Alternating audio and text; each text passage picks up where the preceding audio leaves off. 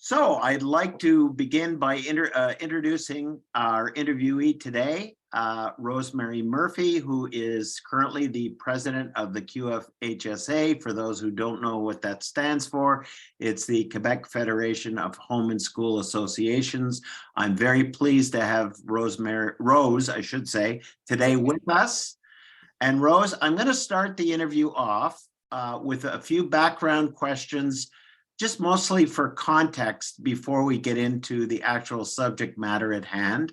So I'll start with, where were your parents born? Thank you, Dave, and thank you for having me here today. And yes, my parents were both born here in Montreal. Okay, and where were you born? Montreal. Okay, and where did you receive your education, your elementary, secondary, and any post-secondary? Elementary and secondary were in Laval. My parents moved from NDG. As a matter of fact, they didn't have a home. The home was being built in Laval at the time that when I was born. So we finally got the house when I was about 1.5, Mom was saying. So we moved into Laval. So my education, my elementary and high school were both in Laval at the time, in Chomedy, Laval. Okay, and what is or was your occupation? Well, my occupation was, I was trying to go in to be a researcher. I got my university degree from Sir George Williams way back when, and I was looking to be a researcher for anyone that wanted to write books or history or anything like that. And I ended up teaching my first couple of years. I went in and I was a substitute teacher for the Montreal Catholic School Board at the time. And then I got a job working at the classic bookstores on St. Catherine Street and ended up being vice manager, and then ended up being the manager of the stores. So I finished my career there before I had my little girls. So yeah, so that was my big occupation, was a book clerk and manager of a major bookstore at the time. And now I'm retired. Okay, and where do you live now, Rose? I live in Ile-Bizarre in the West Island. Okay, very good. So thank you for that. And we'll get into what I like to call the meat of the matter. Okay. So we'll start off with, what do you find in your experience is the best thing about living in Quebec? My family. My family comes from Quebec. My girls both still live here in Quebec. All my mother and father's brothers and sisters, the whole family was here, my grandparents. So I have my roots here. I don't think I'd ever leave Quebec unless I was forced to leave, but my family's still here. My cousins, all my cousins are practically all still here. And my one aunt and uncle that are alive still live here. Okay, and a lot of people find this a difficult question, and I'll say to you that I would like you to answer the question as it's stated, but you are free to elaborate on your reasons for providing that answer in any way you see fit. So describe your relationship to Quebec in a single word. For me, it's home. I know not everybody agrees with that, but it has always been home for me. Okay, fair enough. And where do you feel most at home in Quebec? For example, in communities based on language, culture, profession, or geographic location? I thought about this question because you had sent these questions ahead of time. And I don't really, I'm very lucky to come out to the West Island with my husband. We lived in Laval. We were, both of us were from Laval. We went to school there. We married there. And when he was working with at that time, Baldwin Cartier School Board, he was a teacher with them, taught here on the West Island. And the reason we came to the West Island is because he never saw the girls growing up. He would have to leave early in the morning to get across the bridge and those toll booths at that time. I'm really aging myself here. We had toll booths. So not to get caught in the traffic coming into Montreal, he would leave like at 7 in the morning before the girls even woke up, and didn't come home until after the traffic. So sometimes it was 6 at night. And he didn't get to see our little girls that often. So we decided, you know what, let's move into the West Island because you're teaching there and it'd be better for the girls and everything. So that's what we did. So I don't really have a community that, like, to me, it's Quebec. I don't mind. I speak French, I speak English. So it's not and when we moved into Il Bazar, it was like 85% French. It was barely any English here anyways. I think I had one neighbor that was English. It has changed since then, but my neighborhood here is totally French as it is. And no, to me, it's a family. It's because my parents, my grandparents, everybody lived here, and it's not a community. It was not going into a special English community or going into a French community. It was convenient for his job that we moved here. Okay. Now, the next question is in two parts, and a lot of people have asked me about the second part. So I'll Okay. try to describe in formulating these questions what we were thinking as we formulated the questions. Okay. The official definition of Quebec can mean what you perceive it to mean. In other words, it can be the government's definition, it could be the media's definition, it could be your peers' definition, for example. So having said that, how would you define a Quebecer? And do you think the official definition in Quebec includes you?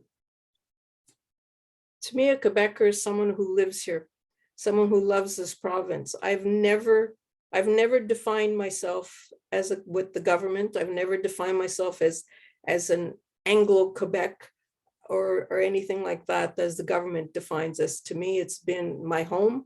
And whenever I go visiting anywhere in Canada or United States, I always say, yeah, I'm from Quebec, Montreal, Quebec. Very proud of it. So it's not a definition for me. To me, that's what I am. I am a Quebecer. Okay. Now, along those lines, has your sense of identity as a Quebecer changed over the years? And if so, in what ways? I guess I would be lying if I said, no, it hasn't changed. It has changed, definitely. I still see myself as that Quebecer that I was in my teens and that. But yes, it has changed a bit, because now when I go on webinars or meetings with people across Canada, it has changed. They see us as a different person. So now I'm starting to see us as a different person, as an English person, as an English community person. And I don't like that, because to me, Quebec has always been bilingual. For me, it's always been bilingual, and I don't care what the government says. It's always been English, French. Growing up, it was Italian. I was trilingual. So I don't know if that answers your question, Dave. I'm not really sure, but that's fine. So along those lines, then, what are some of the most difficult things about living in Quebec from your experience? I guess the most difficult thing would be if we would be prohibited speaking English at all across the province, if we would become a total French community. I have seen the good and the bad. I remember, like, I worked part-time at an elementary school in Laval, and we were right beside a French school, French elementary school. And our kids would get into the fights, even though we had a frost fence separating the two schools. They would sometimes, our kids would jump the fence and go on the French schoolyard, and they would jump the fence, come in our schoolyard, and we'd have fisticuffs in the schoolyard. And I thought it had gotten better, with the revolution and the quiet revolution. I thought it had quieted down, actually, but it seems now to get back worse again, with all the government bills and laws coming through. I am starting to see the divide again between English and French. It had disappeared for a while. As far as I'm concerned, it had disappeared for a while, but now the great divide is back there, and it seems the rift is getting worse instead of better. Okay, well, along those lines, I'll ask the next question. Sure. In recent years, Quebec's Francophone majority has identified a number of linguistic and cultural threats. First of all, which of these concerns do you share and support? And secondly, which of these concerns make you feel excluded or targeted? I don't, you ask difficult questions. My husband and I sent our girls to school that had the bilingual, the immersion, the early French immersion, because we wanted them to learn French. We were not thinking of leaving this province. My husband was a school teacher here. We didn't think we'd leave. We wanted our girls to be part of the province, so we definitely made sure that they spoke French. And my family is French. My aunts and uncles have all married French-speaking people. So my sister and I were the only ones that ever went to English school. So when we got together as a family, we all spoke French and Italian with my grandparents especially.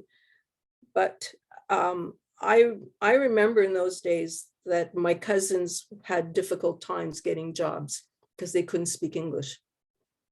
The jobs were very, we're talking 60s, late 60s, early 70s, going into the 80s. They couldn't get good jobs. The only jobs that were available to them at the time were cashiers or whatever, being a servant or whatever. But now I find it's the reverse. People now, you need the French to get the decent jobs. And so it has really, really gone 180 degrees or 360 degrees, however you want to look at it, where my kids now need their French to get decent jobs. And unilingual, it's hard to get a job speaking just English. So unless you're the CEO of a CBC or something like that, where they can get the job. But yeah, I was, to me, I felt, and I did relate with my family. I did relate with my French speaking cousins on how difficult it was to get a job. And there were many times I would translate for them to try and help them. Now they translate for me. So, like I said, it's a big reverse. It's gone the other way. Sorry, I'm losing my voice. Okay. Okay, having said all of that, what in your mind is the biggest problem facing Quebec today, and how do you feel it could be resolved? I find the biggest problem is the economy. I think the last 4 years, our infamous government has neglected the economy.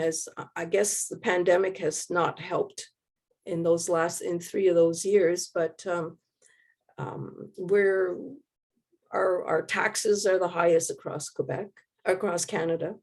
Our important people, our teachers and nurses, are not well paid. They're not paid anywhere compared to the rest of Canada.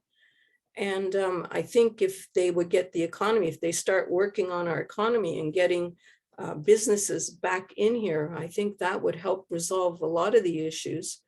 And I guess the other issue now will be Law 96 and how much it affects language laws at businesses, especially if C-13 comes through in telling those businesses that they have to relate to or listen to the official language of Quebec, the Quebec Act of Languages. It will hurt business. And having Mr. Legault not wanting to bring in immigrants who speak English, is trying to contain the immigration just to French speaking, it's not going to help our economy. It certainly will not open doors with the American economy, which we rely on a lot. Okay, the next question, I don't know if you had an opportunity to see Guy Rogers' documentary, What We Choose to Remember. Yeah, I saw a bit of it, yes. Okay, well, I'm borrowing, the reason I mention that is because I'm borrowing something that he used very effectively in his documentary in the next question, which is indicating by a show of fingers on a scale from 1 to 10, 1 being the weakest, 10 being the strongest, how strongly do you feel that the joys of living in Quebec outweigh the challenges? For me, Okay, very good. Now, is there anything else that you would like to say about your sense of identity or belonging in Quebec? as I said, it's for me, it's my family. The majority of my family is here. I just lost my mother last year, so she was living in Toronto with my sister and brother-in-law, but they're the only ones, they're the only members of my family that are outside of Quebec, and they live in Ajax. So it's very easy to go and visit them. We get in the car and we travel down. Otherwise, my life is here in Quebec. My girls and I will go to a show at Place des Arts. We'll take in a movie every once in a while. We go shopping together and everything. And the three of us have no problem conversing with anyone in Quebec. So, you know, we've been to the festivals as often as we can, and it's a sense of belonging. This is where I want to be. I love this province. There's no denying it. I do love this province, and I love this city more than anything. Well, Rose, thank you very much for your participation. We'll continue talking. I'm going to turn off the recording now. There's certain things that